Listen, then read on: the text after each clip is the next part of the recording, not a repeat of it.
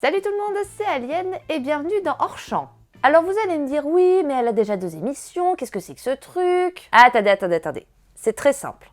Dans le langage cinématographique, le hors champ désigne tout ce qui se passe hors du champ, c'est-à-dire hors de la caméra. Eh bien l'émission Hors Champ, c'est à peu près la même chose. Ici, on va se pencher sur les secrets de tournage et les anecdotes sur la production de films qui soient cultes ou moins connus. Et aujourd'hui, focus sur le début d'une saga devenue culte. Les prémices d'une référence du cinéma SF et d'horreur même encore aujourd'hui, et c'est un peu grâce à ce film que j'ai trouvé mon surnom d'ailleurs. Aujourd'hui, on va parler de Alien, le 8e passager. Pour ceux qui s'y connaissent un peu en cinéma, vous avez sûrement entendu parler d'Alien, l'histoire d'un groupe d'explorateurs qui un jour découvre un vaisseau abandonné, mais pas totalement puisqu'ils rencontrent les xénomorphes, des créatures avec littéralement une tête de bite. Ah oui, il y a un chat. Le film est aujourd'hui devenu un incontournable avec une esthétique très caractéristique que l'on a pu retrouver bien plus tard dans beaucoup de films et de séries, notamment Stranger Things. Et pourtant, c'était pas gagné d'avance. Le film fut réalisé par Ridley Scott, qui n'avait avant ça fait qu'un seul film, Les Duellistes, qui a eu un accueil un peu mitigé, mais surtout pas mal de publicité, notamment une pour Barilla. Ouais, Ridley a fait des pattes. Le scénario est écrit par Dan O'Bannon qui voulait à la base faire un petit film de série B dont beaucoup de studios ne voulaient pas au départ, mais avec le succès d'une petite saga pas très connue du grand public, la Fox recherchait son film de SF à produire et ont accepté le projet. Avec un budget de 11 millions de dollars, ce qui peut paraître énorme pour nous mais dans le système du cinéma américain est un tout petit budget, l'équipe de Ridley a dû jouer la carte du système D afin de respecter leurs intentions de base. Le film est sorti en 1979, soit 2 ans après le premier Star Wars et 4 ans après Les Dents de la Mer. Bon, je vous dis pas que vous trouverez un requin dans Alien, mais par contre vous allez trouver du Star Wars. En effet, pour produire les décors du vaisseau, l'équipe s'est inspirée du côté futur usé tiré de la guerre des étoiles pour Alien. Une grosse partie des décors est faite de carton et plastique récupérés sur d'autres plateaux de tournage du studio. Ils ont été peints en noir, gris et rouille afin d'apporter un côté vieilli. Mélangez ça avec un jeu sur les ombres et les lumières afin de donner une certaine esthétique au film, et pouf, vous avez le vaisseau. Pour continuer dans le côté système D, on peut relever plusieurs petites choses. Par exemple, la scène de l'autopsie de la première créature qui fut réalisée avec un plateau de fruits de mer afin de recréer les organes de la bête. Et bon appétit, bien sûr. Ou encore l'utilisation d'une machine à fumer dans la scène des œufs qui fut empruntée au groupe de musique The Who.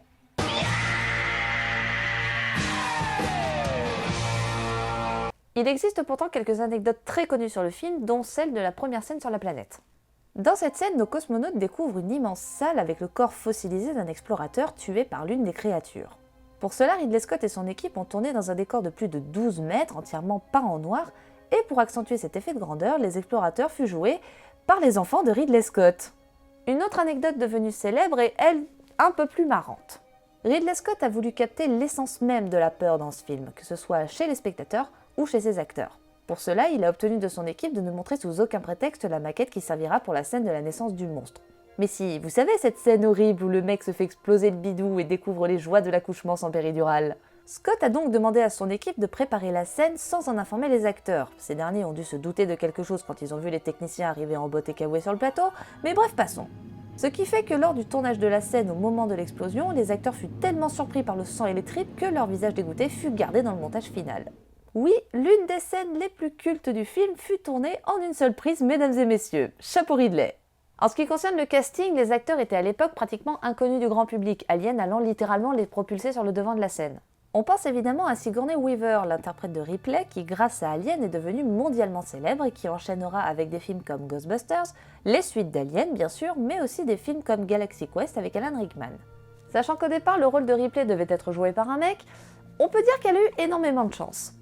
Au départ, Dan O'Bannon a écrit le scénario pour qu'il soit joué uniquement par des mecs, mais David Giller, l'un des producteurs, suggère l'idée de faire jouer Ripley par une femme pour apporter un aspect plus intéressant au personnage, et aussi pour une touche d'originalité, parce qu'à l'époque, une femme perso principale d'un film d'horreur et de SF, c'était du jamais vu.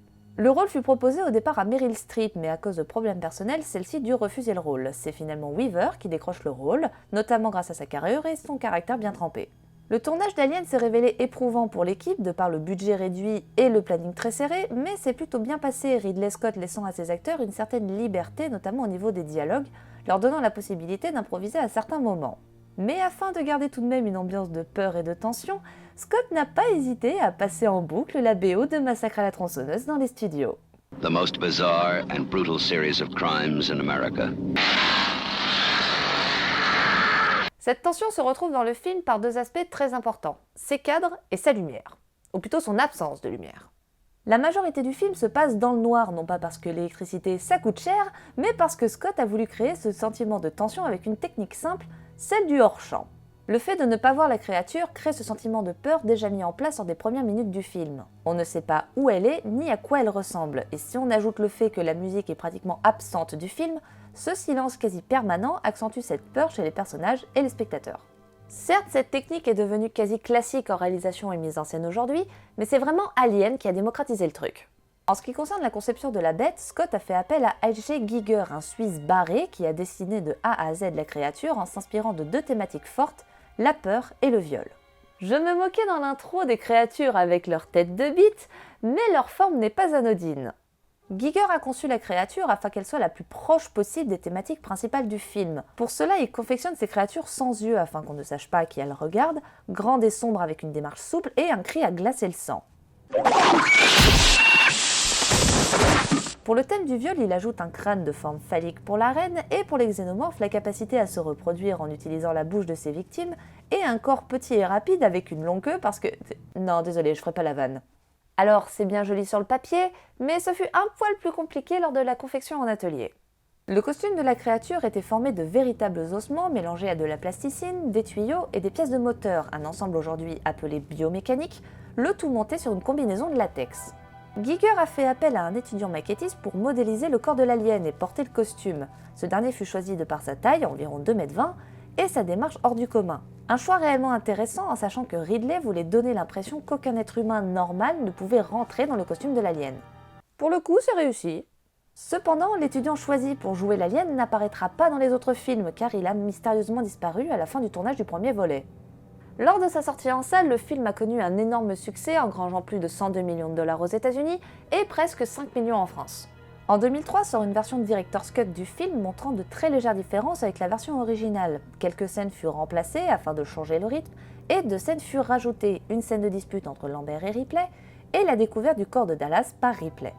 Malgré cela, Ridley Scott déclare préférer largement la version de 1979 à celle de 2003, donc bon.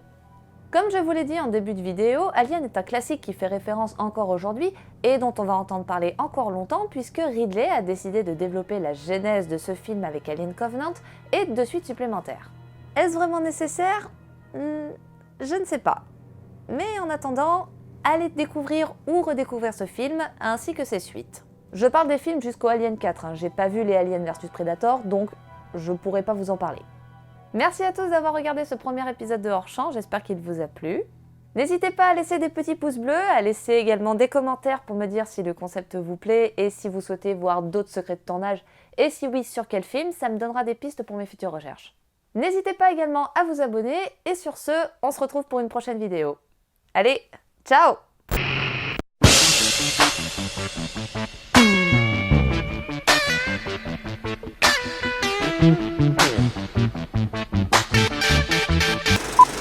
Ça tourne au son. Le clap. Et pourtant, c'était pas gagné d'avance. J'ai craché. Je vous dis pas que vous trouvez un... Bonjour, je ne sais plus conjuguer.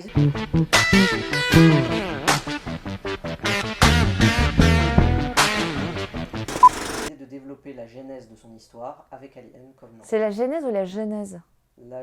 Alors moi je dis la genèse. La genèse? La genèse, ok. Genèse comme Genesis. Ouais, d'accord. I can feeling coming in the air tonight. Hold on.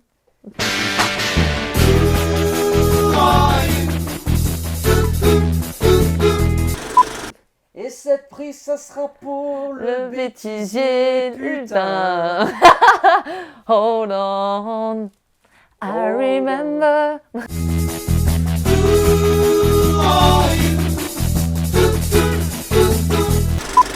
Ça y est, j'ai Phil Collins dans la tête.